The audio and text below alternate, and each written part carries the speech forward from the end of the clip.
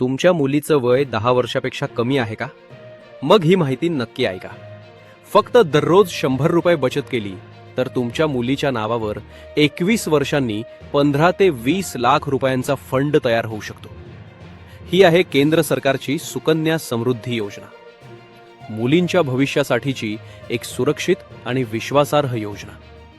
या योजनेवर सध्या 8.2% वार्षिक व्याजदर मिळतो, जो अनेक एफडी पेक्षा जास्त आहे. आणि सर्वात महत्त्वाचं म्हणजे ही गुंतवणूक 100% सुरक्षित आणि टॅक्स फ्री आहे. उदाहरणार्थ, जर तुम्ही दर महिन्याला 3000 रुपये गुंतवले तर 15 वर्षांच्या गुंतवणुकीनंतर 21 वर्षांनी सुमारे 14 ते 18 लाख रुपयांचा फंड तयार होऊ शकतो.